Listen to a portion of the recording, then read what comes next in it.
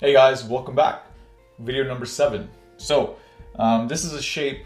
We're gonna go on to a shape called LSit. If you've seen my videos quite a bit, you may have guessed it.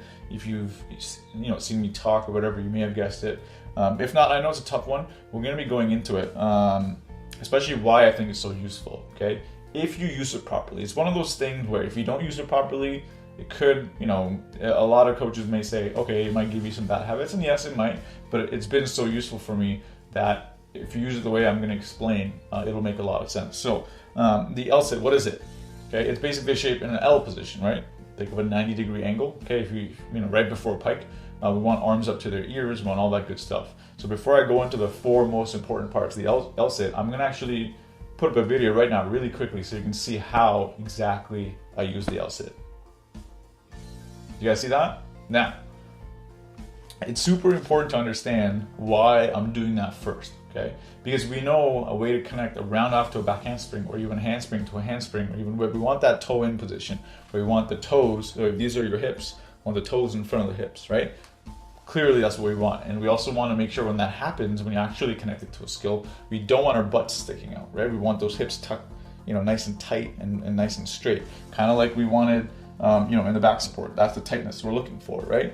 So why the LSit? Well, because the first thing you want to do is you want to train their toes. That's the most important thing. That's what makes contact with the floor, okay? So first, if I'm, for example, connecting a round off to a back handspring, or a back handspring to another back handspring, I'll do things like a round off LSit, back handspring LSit, okay? And what that does is, because they're new, okay, it trains the athletes to get their toes in. And it just gives them one thing to focus on. Remember, if you read my articles, you can't be correcting 3-4 things.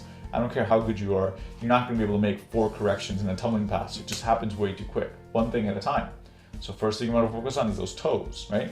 So you go back handspring LSit, the only thing you're worried about is staying tight in the L position and making sure toes come in. Because if your toes don't come in, you're not going to hit the L position, right? So especially from that handstand position. That's another one you can try. You can go handstand, LSit, just straight fall, okay? So once their toes are good, then we move on to the back handspring staying tight so you can rebound back that way, okay? You're not in the L position anymore, you're just rebounding nice and tight, okay? So that's that intermediary step. A lot of people just go straight. They go back handspring, jump back handspring, jump back. And guess what you'll see a lot of times? Those bent knees, those toes not getting under their in front of their hips, okay? And you'll tell them to do that correction, it won't happen. Why? Because you just haven't trained them to get their toes in front, right? So how are they gonna do it? So LSit, super, super important.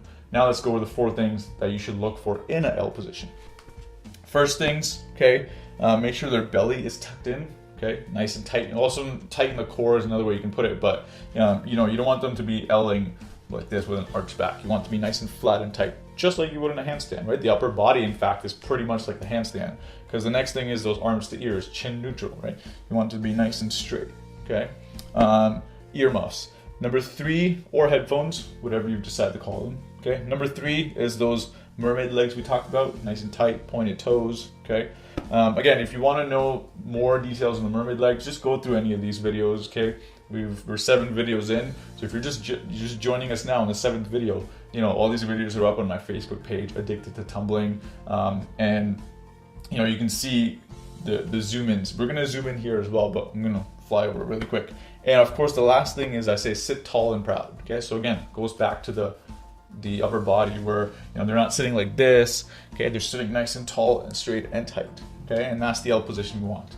Now, when you train LSits, a lot of time what will happen is those positions will break. Okay, you become a C instead of an L, or like a Z, like these weird shapes. Okay, you got to make sure you get that L position, because even to stay in an L, you have to be actually working. Okay, and now when you get to these 3 things, these 3 numbers, again, if you don't know what these dots represent, go to video number 1 and you'll see what they're about. Okay, what I do with these is you don't have to spend that much time, just enough so they know what the L position is. Okay, so you don't have to make it like, don't sit 5 minutes on the LSit, okay, unless for some reason they're in like a timeout.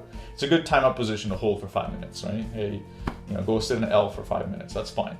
But you want to use it more into things, so back handspring LSit and stuff like that. So hope that was useful. I'll see you guys in the next video.